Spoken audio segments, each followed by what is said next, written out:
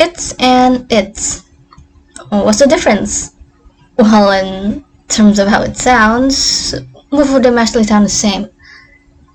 And back then, since I like reading stories a lot, and I kept coming across that word a lot, I kept thinking of myself, what's the difference between those two words? And so here I am going to teach you about the difference between those two words. And it all starts from apostrophes. And as you can see, the difference between those words is that one of them has an apostrophe and one of them doesn't. So what is the function of the apostrophe for it? Like, what makes the difference between them? Like, how does the apostrophe make both of those words different?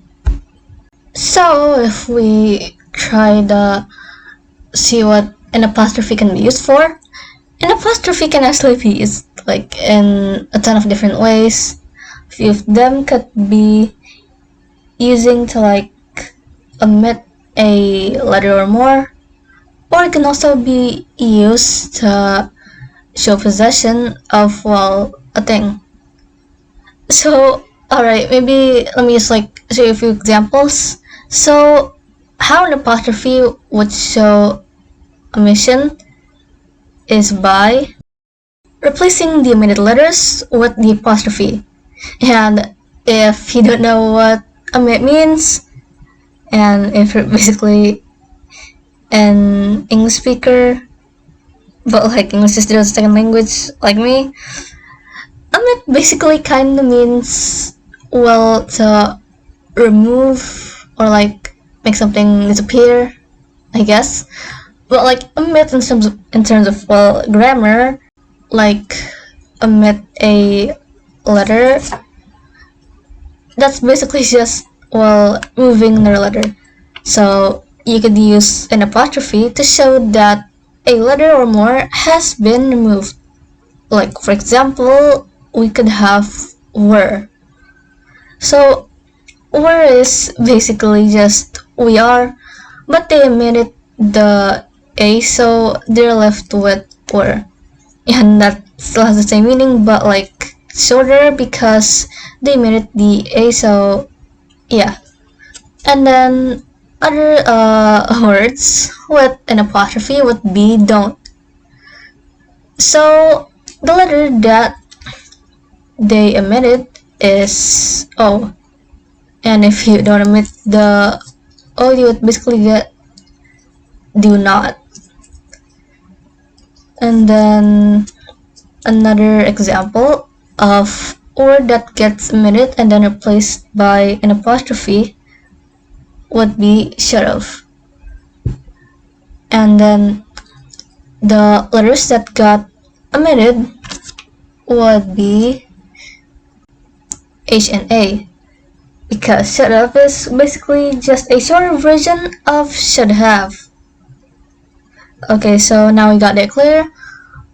Now we're basically gonna show how an apostrophe can show possession. So how you would use an apostrophe to show possession is by putting an apostrophe, well, along with an S, near the person or basically the subject that, well, owns the thing. Like for example, we can have shopkeeper's orange cat. And since we want to show that shopkeeper owns or basically like has the, well, possession of the orange cat, we would put the apostrophe and, well, the S near shopkeeper's name. And then other examples would be that's Kametomi's rocket launcher. And then again, because we want to show possession, we put it near, we put the apostrophe and the S near the subject, which is basically Kametomi. Kametomi has the rocket launcher, So we put it near combat dummy's name. And so now we're gonna move on to its and its. What's the difference? And so, like I've already explained, you could probably just see the difference through the apostrophes. And like what I told you, one of the functions of an apostrophe is to show that you have omitted or, well, removed a letter or more. And if you see an apostrophe in its, it basically just omits a letter, which is, well, I. So if the apostrophe wasn't there and yeah was restored, you would have it is. So it's, well, what the apostrophe is basically just a short version of it is. And then for its, we want the apostrophe. What about that? Alright, so for that one, even if I told you that apostrophes can actually be used to show possession, it's, well, the one without the apostrophe, is actually used to show possession. So you can actually use its in a way like its prices skyrocketed. And again, you can actually like use its without the apostrophe to show possession.